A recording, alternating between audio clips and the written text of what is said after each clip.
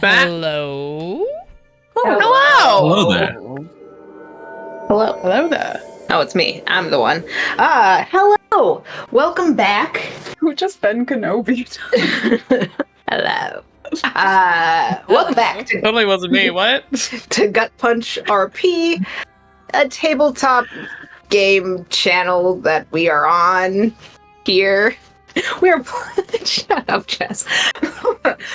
We are playing the final episode of our loosely based on Wild Beyond the Witchlight game called Lost in the Wild. Thank you for tuning in for this super climactic fight that's about to happen, that we will then see the fallout of. If you are coming back on Twitch, thank you so much. If you are on YouTube, thank you for tuning back in.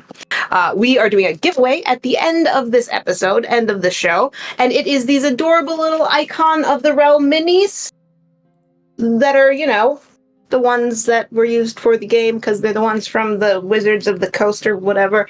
Anyway, please donate to our Tiltify link. Even $1 gets you entered to win that, and I think your odds are still probably pretty okay. I don't know math, though, so you might want to just check that out. You can use the !donate command in our chat, and that will give you a link to that Tiltify. Otherwise, we'll just hop right back into it. The party had just snuck through the castle, did some light stealthing, and then did some very not stealthing in the form of a fireball, which kicks off a fight. I wasn't the first to not stealth, to be fair. To be fair. Yes, there was some excellent performance involved in the distraction that, helped with the fireball setup, I'll say. It was lit. Wow. So now we find a slightly singed battlefield, an illusion of some sort of, what was it, a troll? An ogre? Ogre? An ogre. Ogre that mage, is, yeah. yes. Yeah! Represented by this hawk, 100% accurate. And there's also a giant ape on the field, and one single red cap left. The hag is still up and has backed away, kind of into a corner, where behind her there is a large set of glass doors that lead to a balcony where moonlight is kind of filtering through. She is not cowering, but not trying to be in the middle of this, as you are all bunched up right around this giant ape who has just let out a fearsome roar as we find ourselves back at the top of our initiative order, with Daz and Kichiro on deck. So, that red cap has a sickle, correct? Yes. Made of metal, correct? Yeah. I would like to cast heat metal on that sickle.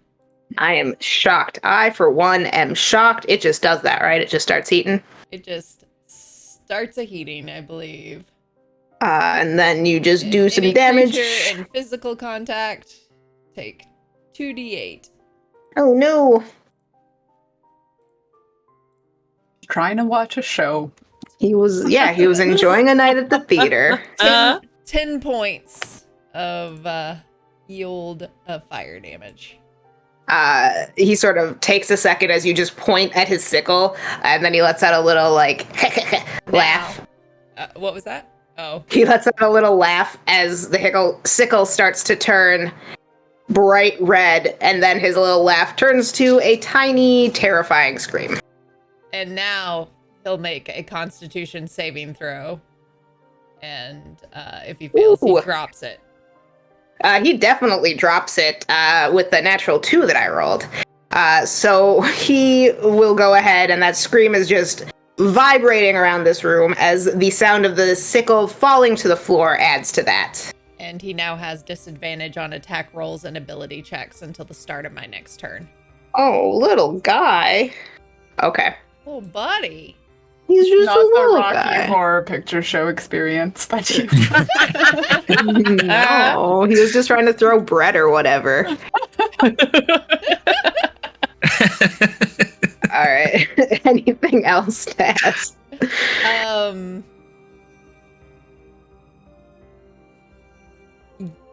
Yeah, I'm I'm gonna move closer to the hag. Okay. So there's this screaming redcap who just dropped his mace, and you'll just kind of step over him. And how much closer would you like to be? I'll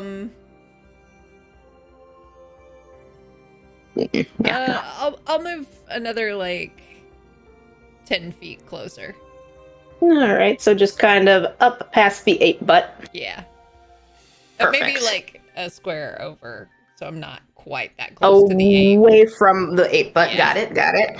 All right, so you are now just fart. True. So you are now there, and we will go on to next in line, which will be Kichiro, followed by the hag. Cool.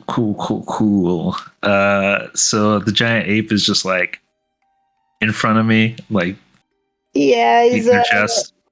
yeah, he's about a full 5 feet away from you is where the ape begins. Gotcha. Well, might as well close the distance. All right. And I'm gonna do like probably the most like unmonk-like thing. I'm going to attack by stepping on its foot to do a stunning strike. You just get in there and heel strike the top of his foot. That's a. Do I save? It's for a that? con save. Uh-huh. For my giant ape. Ooh, that's an 8. It fails. It fails that. All right. I So, also probably should have rolled the even hit. Was a 16 hit? yes, a 16 will hit. Okay. Okay. So I successfully step on its foot or heel strike it, and then the target is stunned until the end of my next turn. Yeah. And then for damage, it is 7 points bludgeoning. All right. All right, and that ape is just kind of now, he has picked up his foot and is like looking at it in like a very pitiful giant way to be looking at his poor hurt foot. Cool.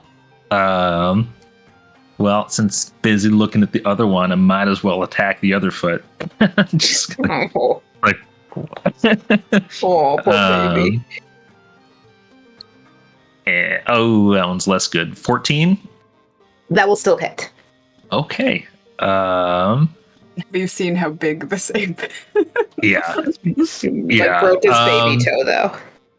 They have lots of hit points, but they're Right. roll big. Right. Let's see. Well, because I did a successful attack, I can do flurry of blows now, right? Yeah. Like to Yes. just keep at it. I missed it. They're let's- stunned, right? Yeah, Yes. they are So stunned. Uh-huh. those attacks are at advantage. Oh, boo. For sure. Oh, Yep. oh, cool. Mhm. Well, might as well roll that one again then. See if you get a 20. No. It's a 20. Yeah, Thank you for that reminder. Yes. So, all right.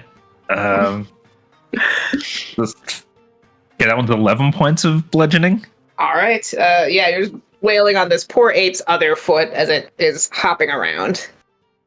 And then just do the second one of this flurry of blows here. Okay. 15. 15 points of damage, To or 50? That hits, To yes. hit. And that does another 9 points of damage. Nice. Wow, I messed this up. We'll call it that. That's higher than it was. I can't do math. Woo! So you got like 2 extra damage points in there because I wrote poorly. I love it when I hit harder because the DM doesn't like to do math. Right, perfect. All right. Anything else for your turn, Kachiro? I'm gonna stay right there. I'm gonna chance it. as you are like have finished beating up this poor giant ape who is now making like sad stub toe sounds, we will go ahead and move on to everyone's favorite character, obviously, the hag. Who is going to see our fearless unicorn bearing down upon her, and will go ahead and use her psychic lashes against you as, again, she sort of creates a cat's cradle in her hands and lashes it out towards you. Oops, that's not a...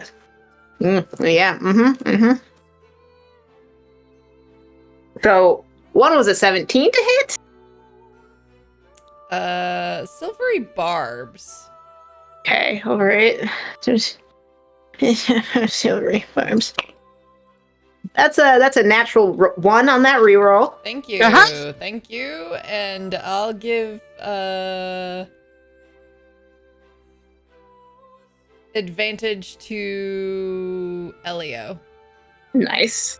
All right. So she has done those. She does not. I don't even. What is this spell? Come on, pop up, little man. Looks like all spellcasters should read your shit beforehand. That's not helpful. All right. So she is then going to go that way.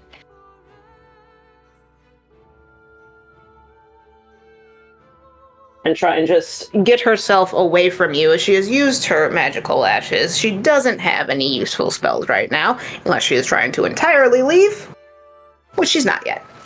All right, so that will then bring us to Cobalt with Elio on deck. And you know what the great thing is about the way that she moved? Oh. So now I have a clear line of sight again. Oh, no. Oh, you're still just hanging out back there. Hell yeah, I am. She's like, I don't know who's throwing these fire spells. Well, she's about to get hit by another one. We're going to go for a chromatic orb this time. Okay, chromatic orb away. All right. And we'll... Fuck it. We'll go for a second level. Okay. Ah! That's a 17 to hit. 17 will hit. Yes. Okay. So that is going to be 4d8 of fire damage.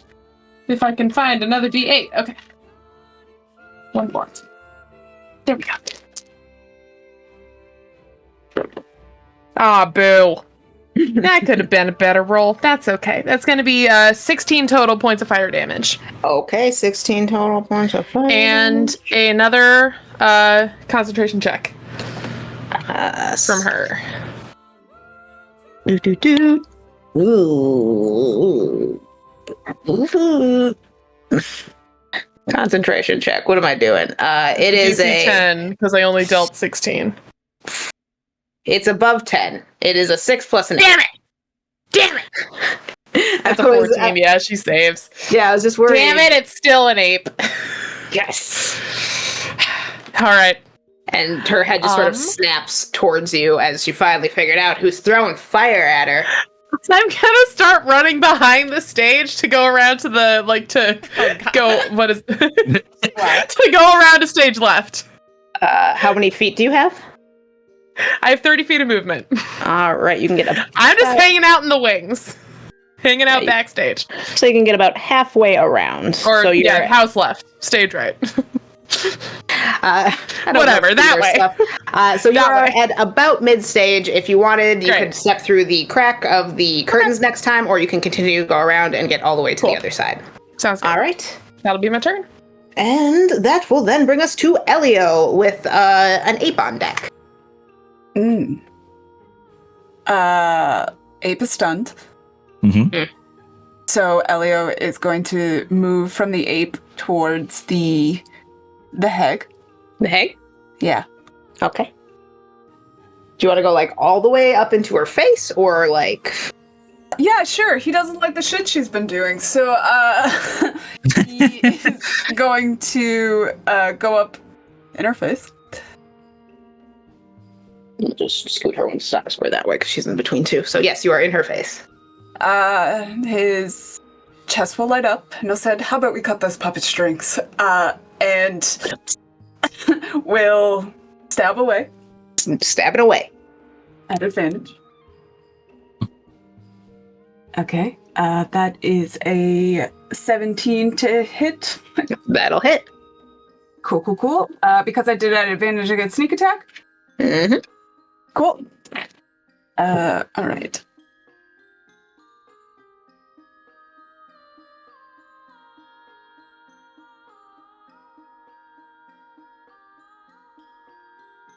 So that's 17 points on the first one. All right. It'll disappear from his first hand and kind of appear in the second hand. He'll like stab her at a lower point.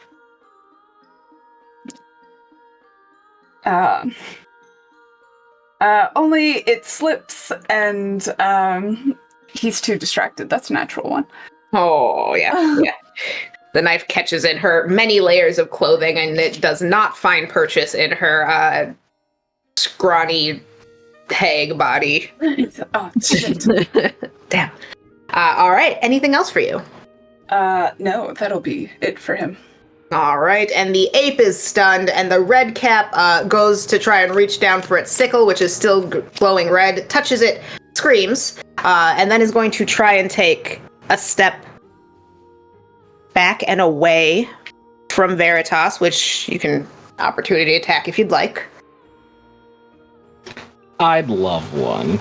Perfect. That's a 5, so I miss. Yes, he was behind you and screaming, and you were fairly focused on this ape in front of you that was also screaming a second ago. So your blade goes just over his teeny tiny little becapped head. He is then going to rush at Daz and try and kick you with its boots, which is a dexterity saving throw.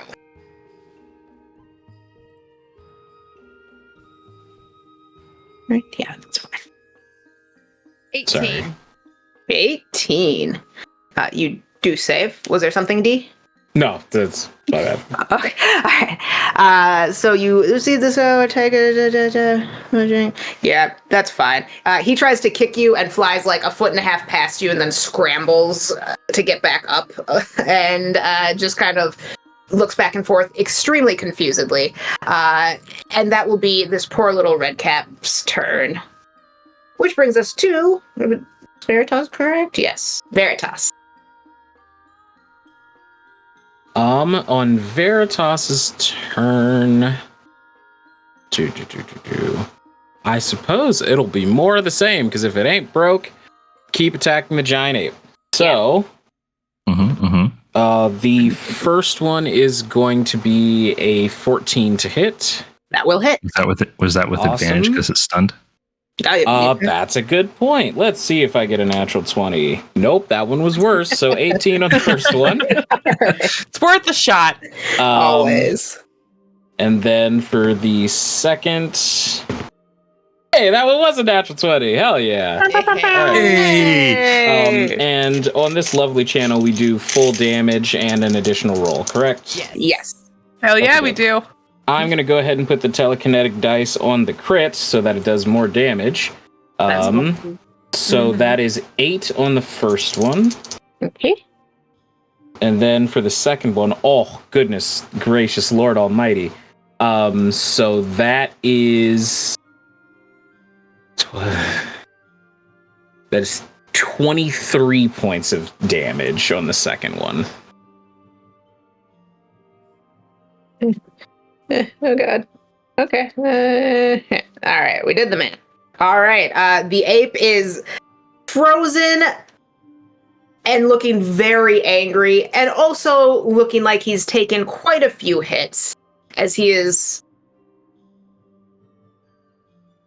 about halfway. He's not looking the best. Still got like a little bit of life in him. Anything else? I think I'm gonna go ahead and action surge, because I want to take full advantage of this crit while it's a thing. Absolutely. So, 2 more attacks. That one is a 19. For sure. And then there's a 22. Mm-hmm. I can only do the telekinetic thing once a turn.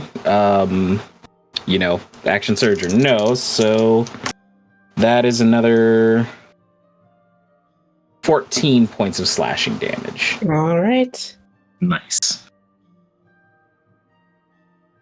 Okay, yes, this is, he's got a little bit of blood seeping, through his thick fur as he sort of looks there with a little bit of, rage and maybe some increasing horror in his eyes, as this is not going as well as a giant ape would hope a fight would go. And that's the end of your turn, Veritas? Yeah, and just as a point of note, Veritas, the Carnies have probably seen this before, and I think the new kids might have seen it once, but Veritas is just full animal brain has taken over and is just like chittering and just like slashing and slashing and slashing and slashing. Hell yeah. All That right. is the turn. Perfect. And that'll bring us back to the top with Daz and Kichiro on deck. All right. I'm gonna maybe do something silly. We love silly. Yeah, that's Hell yeah. checks out. I am going to move into the hag's business. All right, okay. If I go on the diagonal, I'm within. Yeah. That little red cat tries to ineffectively take a swipe at you and obviously misses because he's terrible. And wielding a unicorn horn like a rapier, I'm going to try and stab the hag. Okay. Yeah, you can go ahead and roll an attack. Like speed Googling. Are you proficient in unicorn? Are you? I'm not, but that's why I was saying, like, wielding it like a rapier, like holding it, and which I am proficient with rapier. Yeah, for sure. However, it is only an 11 to hit. That will miss her as the horn sort of strikes out towards her. She just sort of draws in her torso, and it kind of just finds no purchase in the weird little theater she has instead of a stomach. And she sort of looks at what you've tried to stab her with and then looks up at you and goes, "A good try, but not quite right." The magic did a thing. The magic did a thing before. When you were on stage, it did a thing. It did it. All right. Anything else from you, Daz?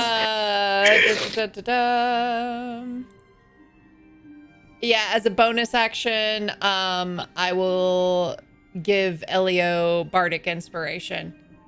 All right. How much do I have any movement left, or? It was, I think, 25 to get there. Okay, so staying in, I would like to move so I'm right next to Elio. Okay. Oops. Besties. And can I bonus action hand the unicorn horn to Elio? Yeah, sure. Yeah. Maybe try this. All right. So you are being handed a unicorn horn, Elio. Great. Such excitement. All right. Anything else, Daz? That's it. All right. We are on to Kichiro with the hag on deck and Cobalt after that. Ooh, cool. Well, since I'm still up in the gorilla's grill, the ape's grill, gonna like try to like jump in the air and like windmill kick this thing like a Street Fighter. Finish him. All right, yeah, you hop up and are able to just windmill kick this ape directly in its face. As it is frozen and looking sad. It's 16 to hit. That'll hit. Cool. Ooh, that'll be 9 points of bludgeoning. All right.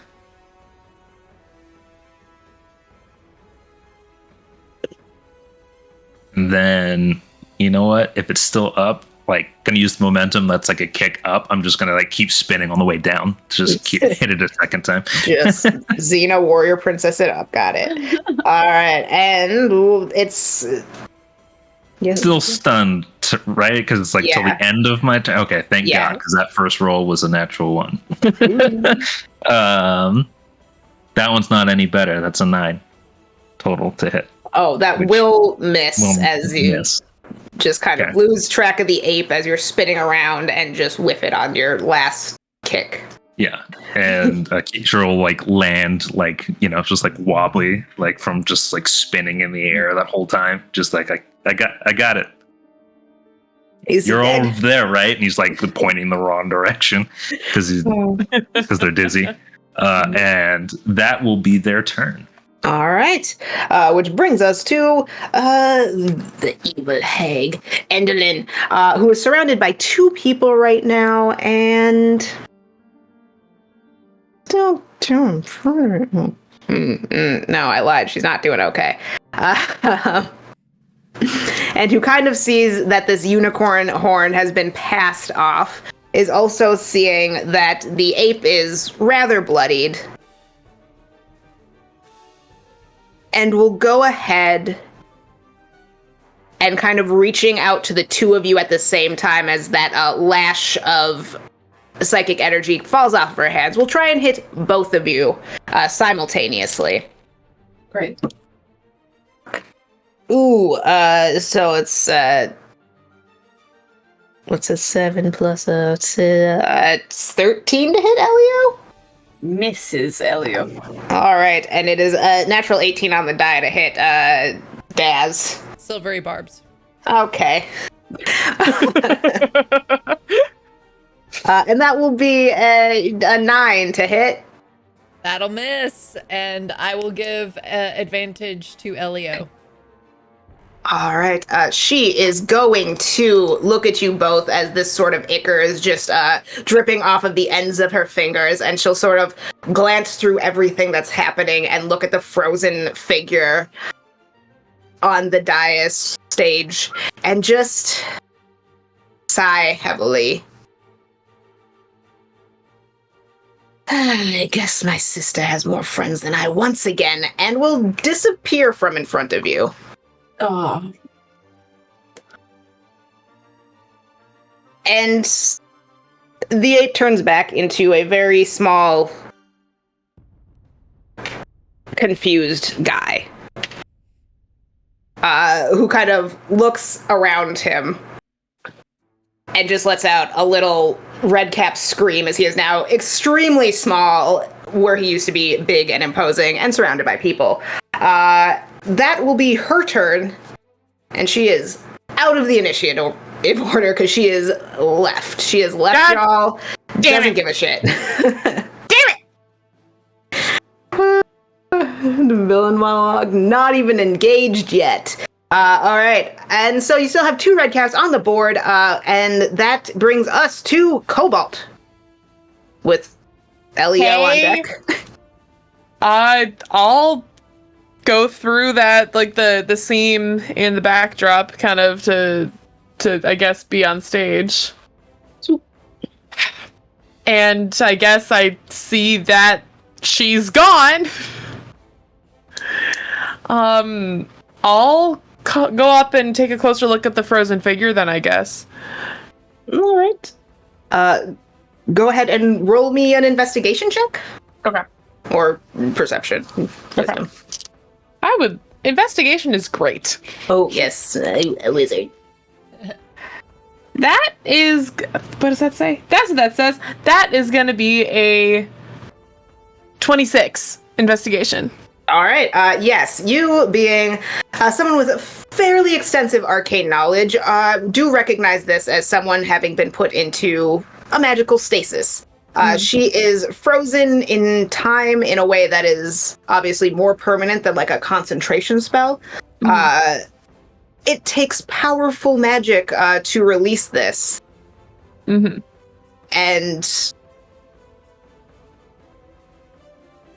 there are legends. You've never actually had to come across something like this. So there are legends about like how you sort of do this.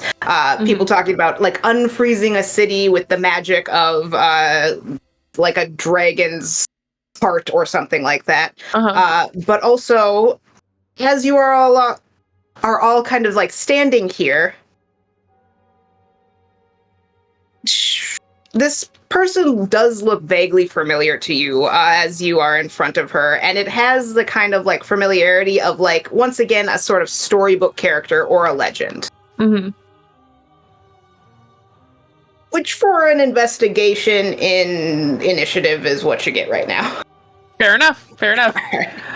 Okay, then in that case, was that my action? We'll call it a bonus action. Cool. Free action, just talking in words. I am gonna yell out, just kind of being like, whatever's going on with her, it needs something powerful, some sort of really powerful kind of magic. Nothing I can do, but I don't know, Like a kiss? Or like a unicorn horn, maybe. I don't know. I'm just spitballing here. And then I will, I guess, hold an action I'll hold an action to do a Ray of Frost if the hag comes back, just in case. But I guess the red caps are still there. Are the red caps still like aggressive towards us? Yeah, they kind of don't give up. Okay, then I'll do a Ray of Frost with one of them. We'll go for the one to the left. This guy? That guy. Okay. The one that wasn't an ape. All right. Go ahead and hit him. Does a 12 hit him? Good question. I was just gonna say yes, but let me actually look. It does not hit him. God damn it. He just sort of sees this like little shard of ice coming at him, and just like swings his head out of the way and lets out like a weird little like screech. Well, that's my turn. All right. So that will bring us to. Oh, it is those little dudes' turns. Nope, it's Elio's turn. Sorry. My turn. Elio will turn to Dasma. What am I supposed to do with this now? Did you not hear a word I said? Elio will try to run towards where Zablina is and where Cobalt is. If he gets in a red cap way, he will disengage. Yeah, I think you could get like to the edge of the stage with using the disengage bonus action. He has 35 movement. Oh, you can get right up to the frozen woman. And then we'll just kind of look at Cobalt and then kind of just like stick the unicorn horn towards this person and poke her. You poke her with a horn. You can kind of see, like, as you're like going in, that there is like this almost rippling of magic as it gets closer and closer to her. And there's kind of like, if you're going towards her like chest, the sort of neck ruffle that she is wearing starts to like move ever so slightly as the unicorn horn comes in contact with it. Overall, she is still rather frozen. I'm telling you, kiss her. This seems far worse.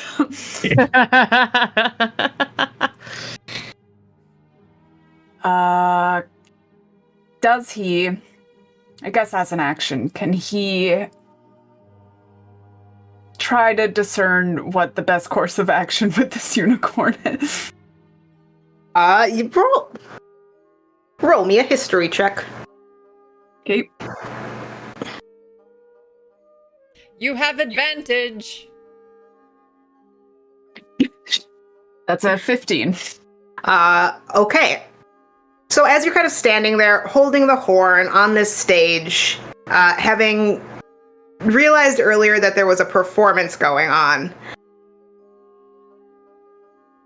it does jog something in your memory, once again, in relation to that play that the acrobats put on that you've seen so many times at the circus and never paid attention to. It's also in like archaic Sylvan, like an opera, so it's just really boring. But like, part of it is that you touch them with the horn, and you must speak their name. He speaks Sylvan, so he would have unfortunately heard the opera. Gotta hear it in the classic Sylvan. You know, he's also proficient in performance, so he will put on his best as. Be like, "Oh, Zablina, please wake from your rest," and thrust a little the unicorn. So you go ahead and you touch her with this horn, and it has the same effect it previously did, where it is clearly having a localized effect, but it does not, like, release a burst of magic and unfreeze her at this point. It's not working. Still on team kiss her. I mean, it's worth a shot at this point. We could try anything. I feel like that's his turn. All right, which brings us to two very small, angry redcaps, one of whom still hates Daz a lot, and is going to try its ironbound pursuit to kick you over once again. So that will be a DC 14 saving throw, if you would.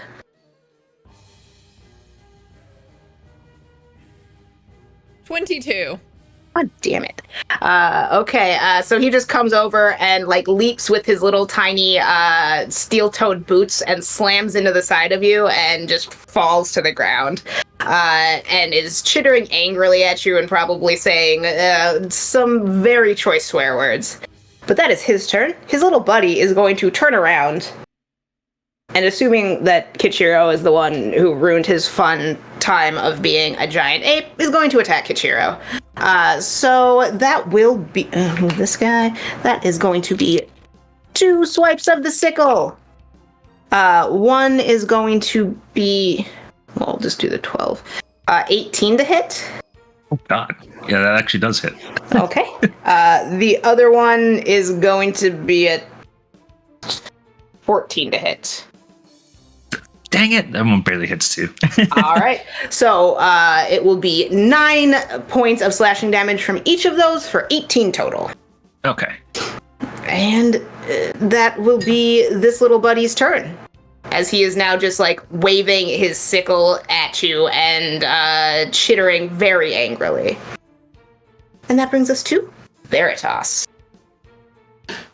Well, there's no longer a giant ape to slice, so Veritas is going to throw both of his axes at the red cap that is in front of Daz, I believe that is, on the other side of the bird. Yep. All right, so for the first one... Ogre. Yes, right, yes, of course. How could I? Correct. So for the first one... Mathia. Right, yeah. So for the first one, that's a 15. That hits, yes. Awesome. And then the second one is also a 15. All right, go ahead and do some damage. The first one does... Oh, that's decent. The first one is 14 points of slashing and psychic damage. And then the second one is 8 points of slashing damage. And as you are throwing these axes, how would you like to end this red cap? I just want to say,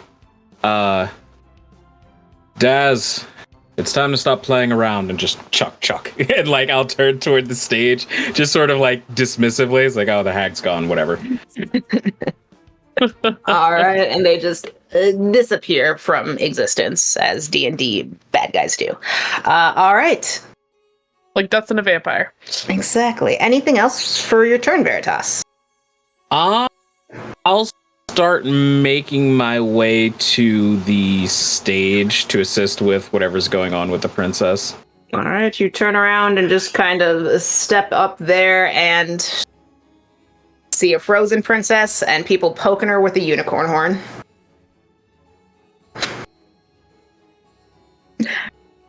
And back to the top. Daz? Yeah, can I make it over to the stage? Oh yeah, they killed the guy by you. You can make it right behind where Elio is. You could also do a run by and hit that other red cap while you're at it. Or you could go further. I mean, I feel like Kitro has it. Okay. Don't jinx me. Don't jinx me. Too late. So I want to get to the stage and. All right, go a little wider. You can get right up there. All right, like with the okay. You said that her blouse was kind of responding. Mm-hmm. Is there a pattern or anything on the blouse? There is not. It's very like fine, sort of very sorceress robes. So it is like a very like deep, rich color with just like a nice little like binding all throughout and like nice patterns and embroidery. The patterns seem more decorative than anything. And really what you are gathering from the closeness of the horn is that it is just able to locally unfreeze whatever is happening to her, but there is something that makes it expand. Okay. Anything in the... Okay. I'm specifically looking, is there any place like nearby or in the room or on her where the horn should be like inserted at the base? There is definitely not. Okay. No. Didn't mean anything untoward with that. You see why Sure. this is worse than a kiss. Yeah. Yeah, this is worse. Yeah. Oh, Lord. Yeah, no, there is not. Okay, then I'm gonna can I try something with the horn? All There you right. go. In my best Daz. Oh, okay. What's the queen's name? Because I'm having disenchanted interference and keep wanting to say Tia Beanie. Zablina. Yes. Okay. Princess Turbine. Princess Tia Beanie. No. Princess Zablina. It is I, the unicorn, here to awaken you. Oh, Lord. And then with a flourish and just kind Oh of gosh. like All right.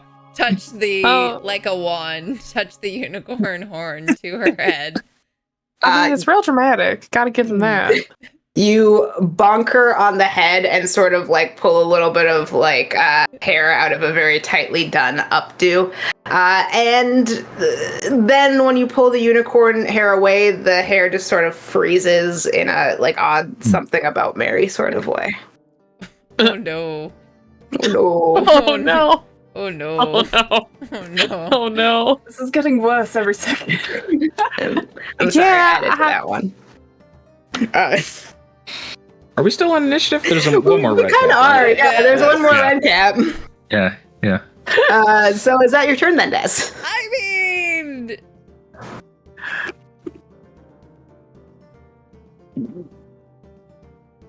I kiss her. It doesn't work. Damn it. Damn it. Well, let's Worth just leave. trying. Other ideas. Yeah. Job done. Well, Wrap it up. I got Can only try so nothing. much, you know. I got nothing. We're gonna come back from rehearsal tomorrow. We'll try it again then. Like, Right. I'll try it from the top of the play. Redcap is still like angrily trying to bite Kachiro. Yeah. Just having performance issues over here. Happens to everyone. I mean, speak for yourself. Which that'll bring us to Kachiro's turn. Yeah. The Kishiro will just like be looking as he's like getting like slashed and bit at the ankles. Like, well, did you try the power of friendship? What are you doing over there? And he just like draws his size and just smack the red cap in front of him. All right, give me some attack rolls. 19. That'll hit. Cool. Not as cool. 4 points of bludgeoning damage. All right. And then seeing that it's still standing, he'll like just angrily like just throw the sai down and just go back to like punching it. So that way I can get my flurry of blows. All right. So 13. Yes, that hits. Okay. Also not as good. 4 points bludgeoning. All right, and the second hit. Is 22 to hit. All right. How do you want to do These this? dice. Okay, thank you. I was like, these dice, please. Right. I think like this last one, like he like threw the one side down, and he's like just fed up with this. He like throws the other side down into his foot and just kicks it over. That's how it just like slams onto the side, like if it hinged over. Yes, this red cap is just like you hit him the final time, and his eyes just kind of like roll back in his head. And he just falls, and then you are all out of initiative. You can leave your illusion up if you'd like. I don't know how long it is. All right. I don't even know if he can drop it, but it's just hanging out. Until it disappears I'm over with its own here, accord. All right. So you guys are out of initiative. The people who are the marionettes who are on the floor, they are like vaguely stirring, as though like maybe their enchantment was different than the princess's, and it was more of like an enthralled situation. But they're not getting up to help y'all yet. But what are you all up to now that you have a kissed and hair messed up princess? So, Cobalt, can you just detect magic it? I can try. I mean, Or identify? that's what I was thinking. Yeah, it might be because kind of like with objects and things, I might be able to, if I take a minute, well, more like 10 minutes to focus on it, I could probably figure out what exactly is going on there. So if y'all keep an eye out, make sure that what's her face doesn't come back and completely wreck shop. That's fine. Maybe, if I'm right about the name, maybe that's not her real name, or maybe it needs to be speaking some other way, or maybe she can't hear us. I might be able to figure that out. I don't know. I can here. Give me a few minutes, and she'll kind of pop a squat. She's just crisscross applesauce on the stage right in front of her, and start doing ritually casting identify. Just Elliot's gonna make sure all the little buddies that are stirring are okay. As Cobalt is casting this ritual spell, you are able to go over to all of these figures, and they do seem like they're waking from like a very deep sort of anesthetized sleep. They're all kind of confused. They're like rubbing their faces and just like smearing this heavy grease makeup like off, and it's kind of like showing their green goblin skin underneath. And what? Are we still in the castle? Yes. Elio will like pull a little wipe and try to like wipe their little grease bits. Instantly just like coated. You're like, now I'm just smearing it. Generally they're all just kind of like confused in that state of like Bowie, what's going on? One of them who has on the same costume, but like underneath you see that same sort of like double stand collar of like the livery of the other goblin who was in back as well. And this person kind of sits up, little goblinoid, and goes, How long have we been here? Do you know? I had my daughter was here too, and he kind of like looks at the other figures. None of them starts like trying to stand up, and he just has like baby deer legs about it. Not really sure. Who are you with? No one, really. No aligned parties. Here to help, and he'll point to. Oh, I'm glad you're here to help the princess. He'll try and like use you to like stand up. He just like grabs like a poof of shirt. I've got to check on.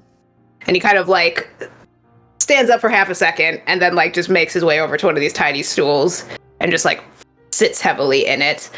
He's not going to be particularly helpful because he's still like, they're all still very dazed. But they are there. Yeah, he'll just make sure they're all okay. Yeah, they're all going to recover, but are very much have been like held by magic for a while.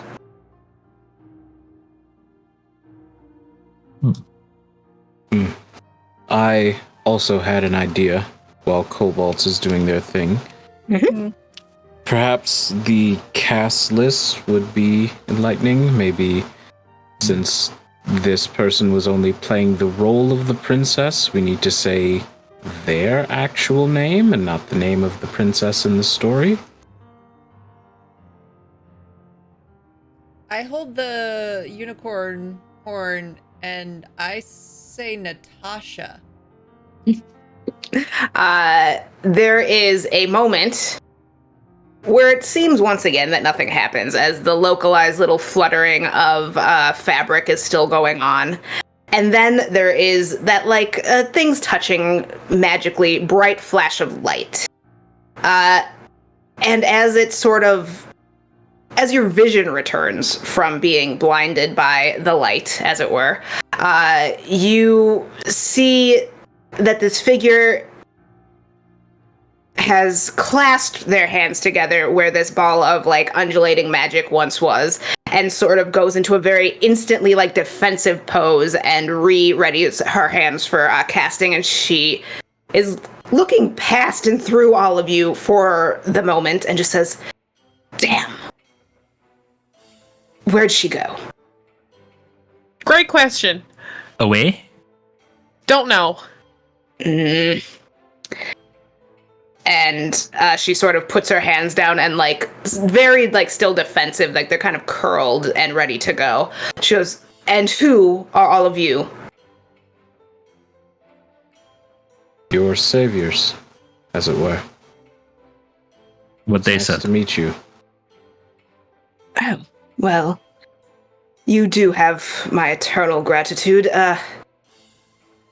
My sister got the slip on me and has been running amok clearly ever since. But I can reward you greatly for rescuing me. I can grant boons and favors, and then I can go murder my sister. Oh, well, you have fun with that. Did somebody write down all the things that we needed? Well, Yeah. And Cobalt definitely would have written things down somewhere. It'll take her a while to find it, but it's on some scrap of paper that's like crumpled up in the bottom of her bag, like on the back of like a receipt or something. Like she'll finds it like and then rattles off. Because Natalie didn't write it all down, but Cobalt would have. I know that primarily we need to return some lost things to these three, and I'll gesture to the ones who broke into the carnival. Hi. And she kind of like glances at the list and goes, "Oh. They do love to just bother the mortals more than is necessary." And she sort of like puts her hand on your shoulder and you just Oh wait, the list wouldn't be legible actually. Wait a second. which is why she looked at it and kind of knew immediately that it was just like, Oh, sorry. Yeah. Okay. And she'll just rattle off, read aloud what is written down instead. but as she like puts her hand on your shoulder, you do feel like a warmth go through you, and she is just like pauses for a second and steps back from you, and you still feel this radiant sort of warmth. And then almost from someplace far off, you feel this wind just sort of rush towards you. And then that feeling of warmth is gone, and the feeling of wind is gone, and you don't really feel any different. Well, write something. Yeah.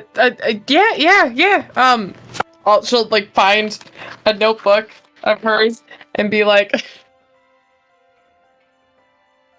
And you begin to write, and it is can you read that? Can you read that? beautiful script. It says glowing ball. Okay, all right. I know my handwriting is still messy, but it's at least is it sort of legible at least? Definitely. Yeah. Okay. Absolutely. Holy shit! Thank you so much. Of course, it's the least I can do for saving you, and a relatively easy one. No one wants a family member brought back, do they? Because I can't do that. I don't think I lost anybody.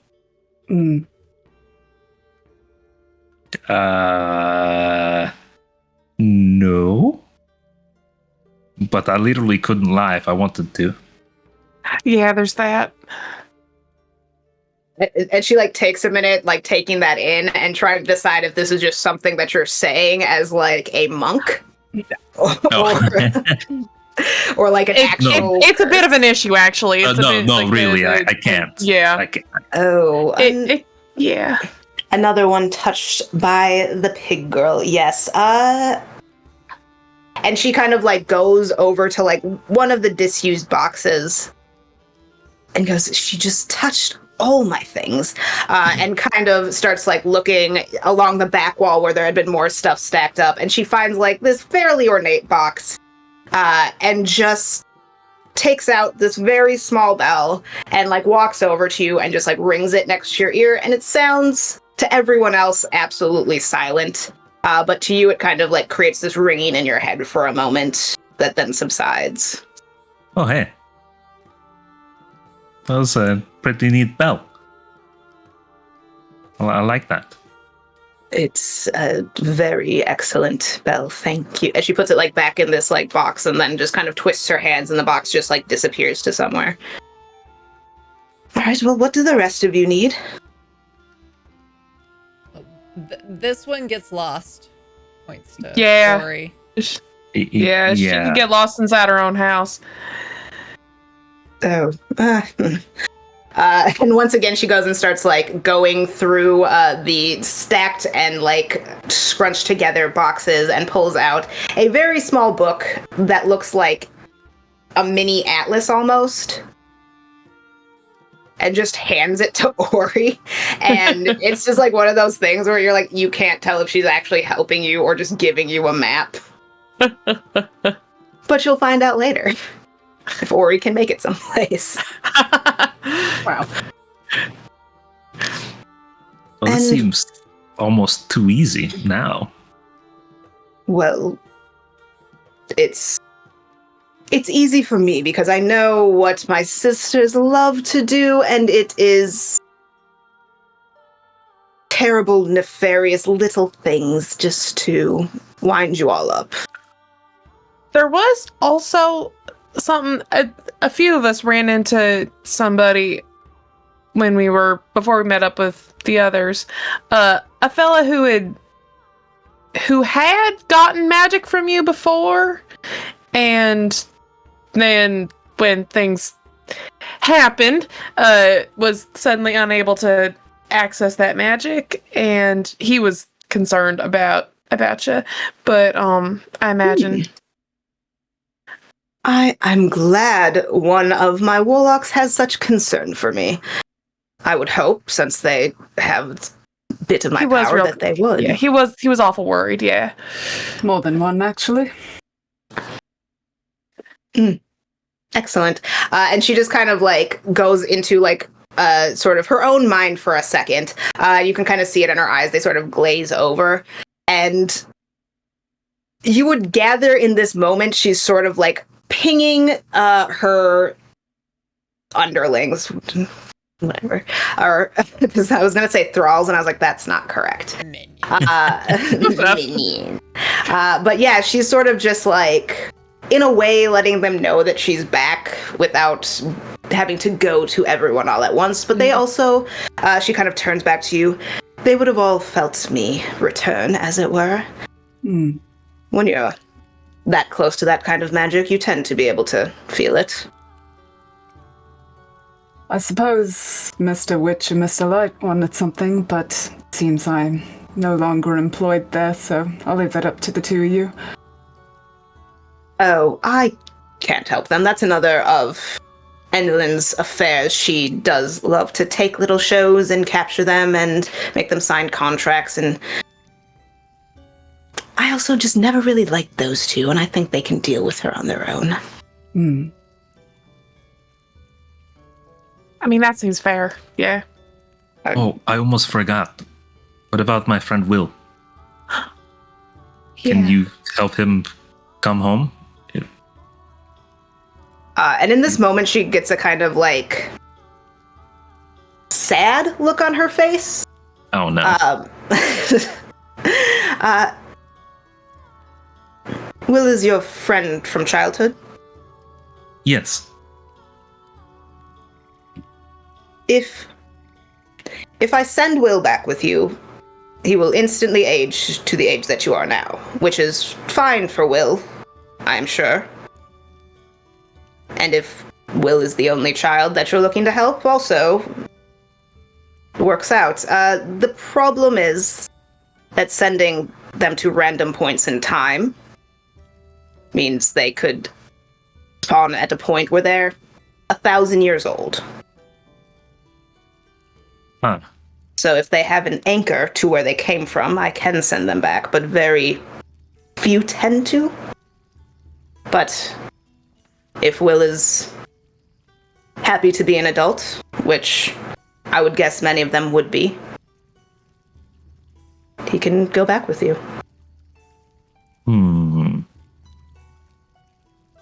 I'm going with that for run up. I will. Because I can't remember if he has an anchor. I mean, you would be. She can send you all back to the time that you came from. So he would just now be like a... along for the ride, sort of. Yeah, a grown-up. He'd come back a grown-up. Cool. Yeah. This is a good idea. Is there anything else we're forgetting? Probably. I don't know. Is there anything you two wanted? Yeah, Kichiro gestured to Veritas and Daz.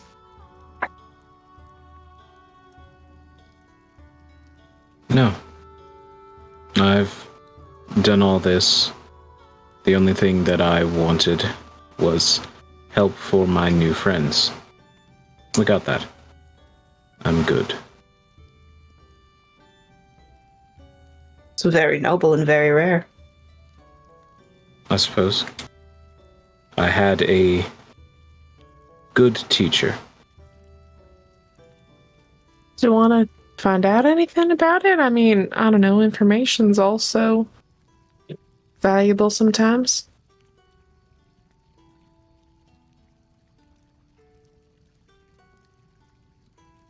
I think he would much more appreciate taking the mystique with him beyond to wherever he went. Fair But enough. if you don't mind, I would appreciate a tombstone somewhere that you regard highly among the grass. This I can do. We shall pick a spot in the garden, and kind of she gestures like through the big glass windows that had been at the end of this room, and they sort of open, and you see from the edge of the balcony that it does open onto an enormous like interior garden of this castle that has little even from here you can see there's like bioluminescent patches and just like beautiful like ponds back there. She goes, wherever you'd like.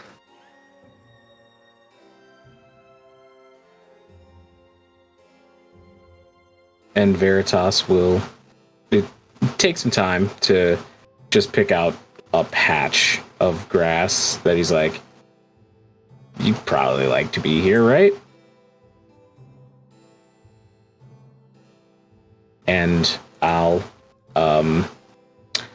take the sword that I have been carrying and just stab it into the ground. And I'll just sort of pause. Veritas is very awkward with all of this and doesn't say much during it, which isn't new, but he'll just stare at the sword for a bit and say, hopefully this is good. And thank you. As Veritas is doing that, Elio will hold his chest and not look at Sablina, but ask her, you really can't bring anyone back?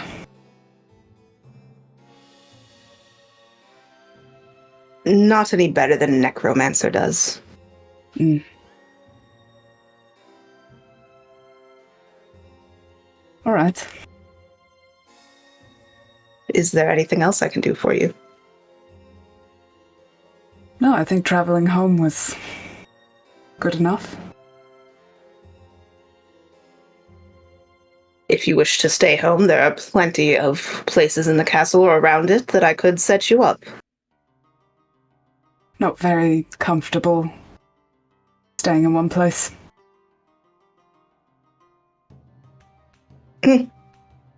This I guess I could understand. Perhaps a mode of transportation? Such as? Well, depends on where you want to go next, and if you want your feet to take you there, or something more spectacular. I do like the sound of that. Well, then you can all follow me. And she sort of like, without expanding on everyone follow me, leads you back inside and up to something that sort of looks like an aviary. It's a high tower with like a very open sky above it and beams sort of holding up nothing. But off to the side, there is a plank, a gangway that leads to a basket of something that has, it's like a full ship, but it is attached to a cloud. So she is sort of gesturing to this grand vehicle in front of you. She's like, and says, well, I do hate to part with it. For saving my life, I suppose. Anything you'd like. Really? She sort of narrows an eye at you very suspiciously and waits for you to expand on the really. And it will take me anywhere. I mean, I wouldn't recommend flying it into the hells, but it will go most places. Well, that's a whole different sort of adventure, isn't it? She just gives you like a very enigmatic smile and sort of nods. I'll take it. that's... And she does look sort of like sad about it, but just like nods solemnly and goes, well, I wouldn't recommend flying a ship alone.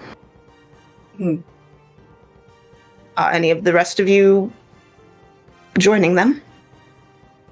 Depends on where you're going. Anywhere and everywhere. Hell yeah. Like, what makes you think I want to go with all of you? He says, clearly lying. Aww.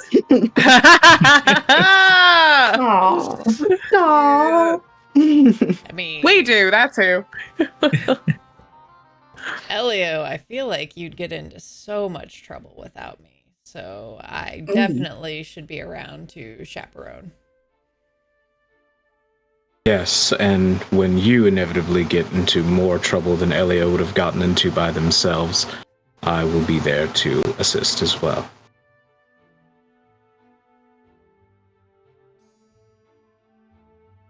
All right. Is everyone getting on this ship? Oh, yeah. yeah. All right. As you all load up on this ship, very much has the controls of an average sailing vessel that you would all know from the water.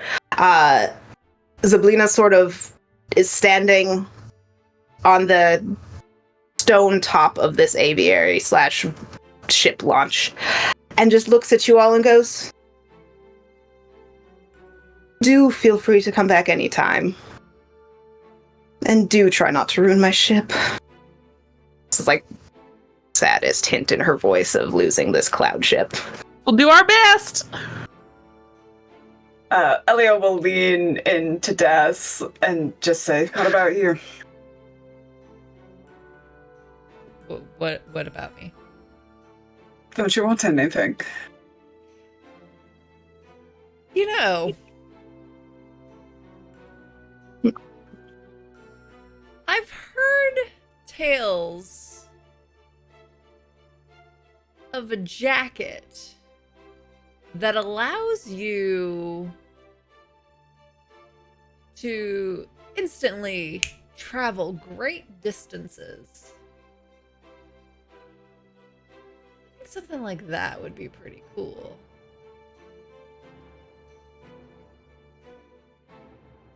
Are you saying this to Queen Zablina? Yeah. I mean, something suitable that's... Oh, wait. And then goes back to the kind of like the tight pants piratey thing, and but still in the changeling look. Oh, and once again, she sort of like looks vaguely put out and swings from her own shoulders a cape.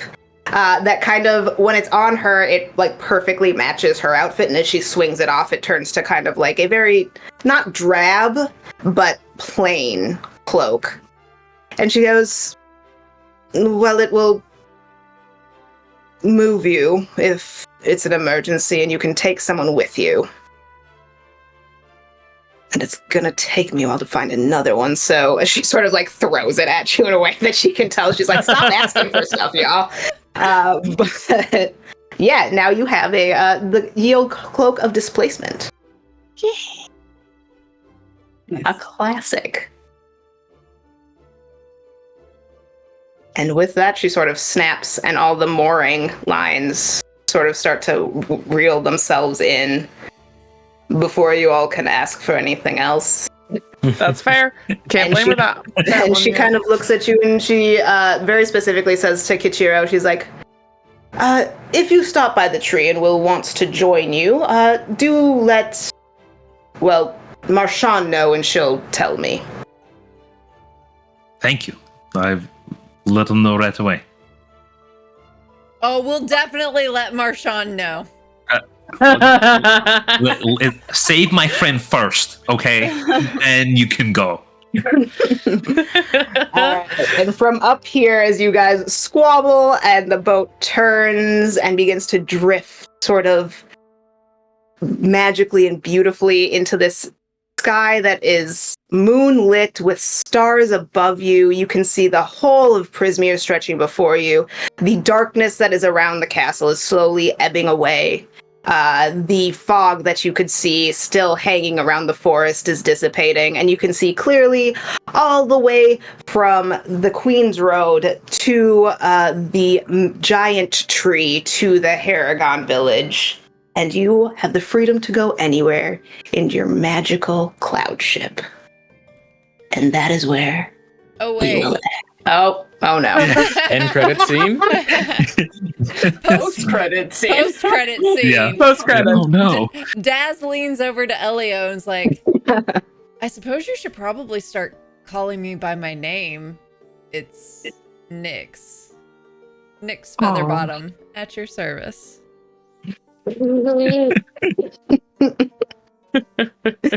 And with that very serious name reveal, to black.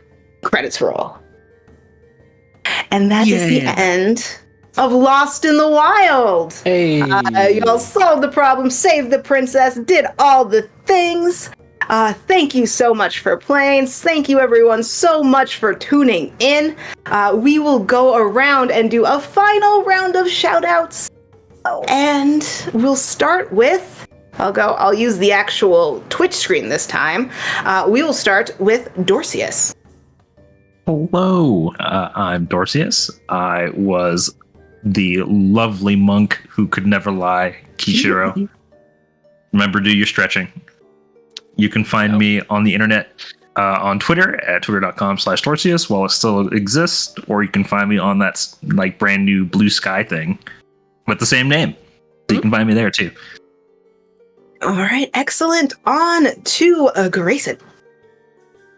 I am Grayson. I played Elio, which I feel like there's still secrets. So maybe you'll see him again sometime at another time, and those secrets will be revealed. I don't know. Maybe y'all become Sky Pirates, and I just can't not tell that story. I mean, that's pretty freaking cool. Perfect. That would be really fucking fun. That would be so good. I just got the coolest ship in the world. I am also on social media that isn't imploding, but also the ones that are imploding. So welcome to the party. You can also find me as Locke on the Charisma Saving Show every other Tuesday, playing a bard who likes cryptids and stuff. Right. So that is on to Nat. Hello! Hi, I'm Natalie, Shield Maiden or Shield Maiden cosplay across all those socials, imploding and otherwise. That's Shield spelled with 2 I's. Yeah, I've played Cobalt, the wizard with a penchant for fireballs. I'm gunning for a Sky Pirate campaign because that sounds like a lot of fun, and there's also definitely a lot more Cobalt shit that we did not get to. So, want to play this girl again? Yeah. Summer That's all I got. 2024 Sky Pirates. You. All right. So then we are on to the Dr. Psych Owl. Oh, hey, that's me. Hi, I am Jess or Jessica. You can find me on the things and the stuff as Dr. Psych Owl, except for on X. No, boo. Twitter, where Boo. you can find me as Dr. Psych Owl TV. For as long as that is still a thing. I'll probably join other social media at some point. Who knows? But yeah, I've played Daz, the Bard. We've got Darkness Rising coming back soon. The final arc of that, plus The Darkening. plus coming in the winter in January, we'll start our next ongoing campaign. Totally have it pinned down. It's totally. Yeah. Totally. That's it. That's all I got. All right. And then D. Fantastic. Hello, my lovely creatures of the dark. My name is Dee. I am a voice actor, streamer, musician.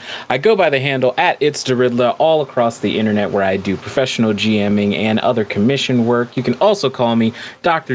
You can also call me Dr. Doom Jazz. You can call me Doomed Harmony, or you can call me Chaotic Blue. For those of you who get that reference, I love you dearly.